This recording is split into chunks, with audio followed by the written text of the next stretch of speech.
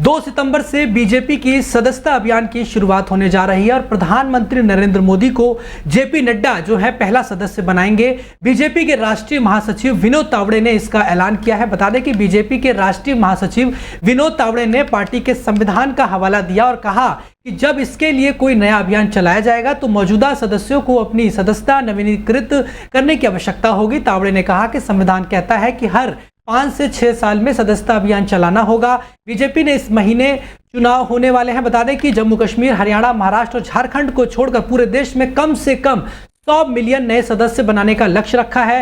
यह अभियान 2 सितंबर से 10 नवंबर तक कई चरणों में आयोजित किया जाएगा। वहीं विनोद तावड़े ने यह भी कहा कि जो कोई भी व्यक्ति इससे जुड़ना चाहता है, बीजेपी में शामिल होना चाहता है, उसके लिए उसे मिस्ड कॉल के माध्यम से जुड़ सकता है या फिर पार्टी की वेबसाइट या फिर अन्य डिजिटल प्लेटफॉर्म पर भी साइन अप कर सकते हैं। 2014 में लगभग 110 मिलियन लोगों ने बीजेपी के सदस्यों के रूप में साइन अप किया और 2019 में लगभग 70 मिलियन लोगों ने सदस्यता अभियान को सीमित अवधि के लिए खोला। उन्होंने कहा कि बीजेपी के संविधान के अनुसार हर 5 से 6 साल बाद नए सिरे से सबको सदस्य बनाया जाता है। बीच में कोरोना के कारण सदस्यता अभियान सीमित रूप से ही चल पाया था, लेकिन अब 2 सितंबर से सदस्यता का संगठन पर्व शुरू होगा जिसमें नए सिरे से सभी को फिर से सदस्यता लेनी होगी। बीजेपी नेता ने कहा कि 2 सितंबर को प्रधानमंत्री नरेंद्र मोदी को जेपी नड्डा पहला सदस्य बनाएंगे और उसके बाद पूरे देश में सदस्यता शुरू हो जाएगी। 2 सितंबर शाम को 5 बजे इस सदस्यता अभियान का शुभारंभ पार्टी के केंद्रीय कार्यालय विस्तार में किया जाएगा। उन्होंने कहा कि 2018 तक चीन की कम्युनिस्ट पार्टी दुनिया की सबसे बड़ी राजनीतिक दल थी।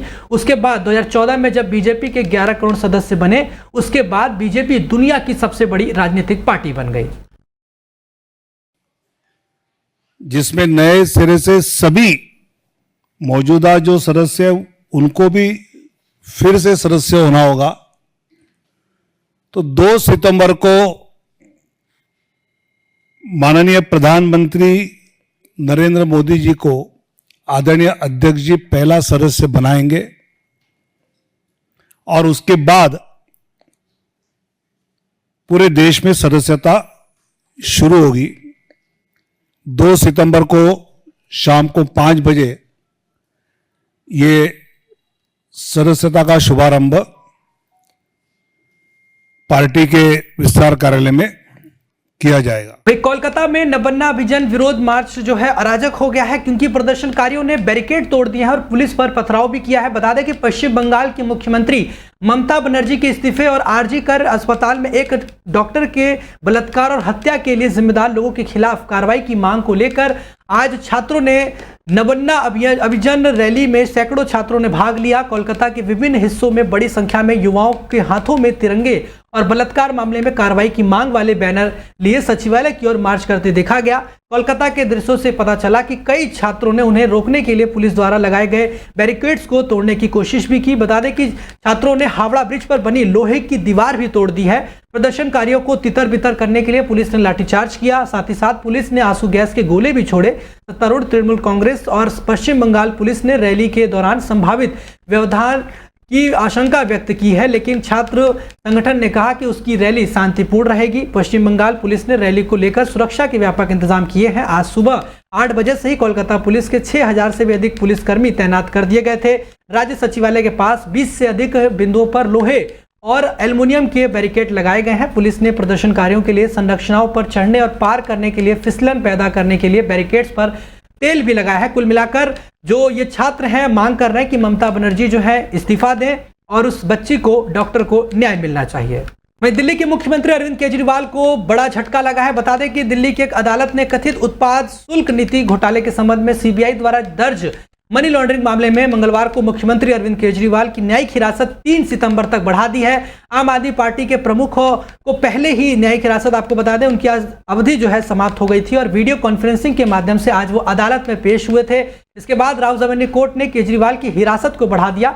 आम आदमी पार्टी प्रमुख को पहले दी गई न्यायिक हिरासत की अवधि समाप्त होने पर जो है वीडियो कॉन्फ्रेंसिंग के माध्यम से वह जुड़े थे, लेकिन आज उन्हें राउज एवेन्यू कोर्ट से बड़ा झटका लगा है। लेकिन इससे पहले मनीष सिसोदिया और के कविता को जहां कोर्ट से राहत मिल गई थी, उन्हें जमानत मिल गई, लेकिन मुख्यमंत्री अरविंद केजरीवाल को फिलहाल राहत नहीं मिली है। वही कोलकाता रेप और हत्या को लेकर बीजेपी ने कल यानी कि बुधवार को 12 घंटे के लिए पश्चिम बंगाल बंद का ऐलान किया है। राज्य बीजेपी प्रमुख शुभेंदु अधिकारी ने मंगलवार को नवन्ना अभियान रैली के दौरान हुई हिंसा के लिए ममता बनर्जी के नेतृत्व वाली टीएमसी सरकार को जिम्मेदार ठहराया और राज्य में विरोध प्रदर्शन पर उनके इस्तीफे की मांग की। पार्टी ने सुबह 6 बजे से शाम 6 बजे तक 12 घंटे के लिए बंद का आह्वान किया है। राष्ट्रपति शासन की मांग करते हुए उन्होंने आरोप लगाया कि दिन में छात्रों द्वारा बुलाए गए विरोध प्रदर्शन के दौरान हुई हिंसा के लिए ममता बनर्जी जिम्मेदार थी।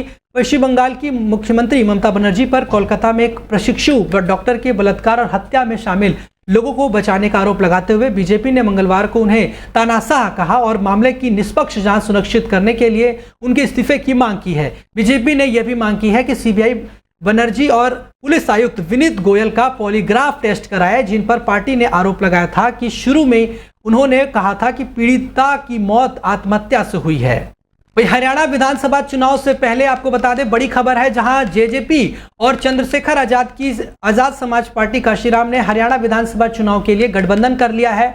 90 सीटों में से जेजेपी जहां 70 सीटों पर चुनाव लड़ेगी तो वहीं आजाद समाज पार्टी 20 सीटों पर चुनाव लड़ेगी। इससे पहले जननायक जनता पार्टी यानी कि जेजेपी के संस्थापक दुष्यंत चौटाला ने कहा था कि आजाद समाज पार्टी के चंद्रशेखर आजाद मायावती की बीएसपी यानी कि बहुजन समाजवादी पार्टी से बेहतर सहयोगी हैं। इसके साथ ही आपको बता दें कि एक इंटरव्यू में चौटाला ने आजाद समाज पार्टी के संस्थापक चंद्रशेखर आजाद रावण की तारीफ की और उन्हें टीम मैन बताया था। आपको बताएं कि जेजेपी जिसने 2019 के राज्य विधानसभा चुनावों में 10 सीटें हासिल की, लोकसभा चुनाव में एक भी सीट हासिल नहीं कर सकी। इसने 2019 के राज्य चुनावों में किंग मेकर की बड़ी भूमिका निभाई थी। वहीं जेजेपी ने इंडिया ब्लॉक में शामिल होने के लिए अपने विकल्प भी खुले रखे थे। चौटाला ने आपको बता दें कि एक इंटरव्यू में कहा कि अगर उनके पास संख्या है और हमारी पार्टी को प्राथमिकता पर लिया जाता है तो क्यों नहीं। जैसा कि 2024 के लोकसभा चुनाव में देखा गया, जाट और दलित कांग्रेस के पीछे मजबूती से खड़े थे। यानी कि कुल मिलाकर आज चंद्रशेखर रावण और दुष्यंत चौटाला के बीच में ये गठबंधन हो गया है। देखना होगा कि इसका कितना फायदा हरियाणा के चुनाव में इन दोनों पार्टियों को देखने को मिलता है।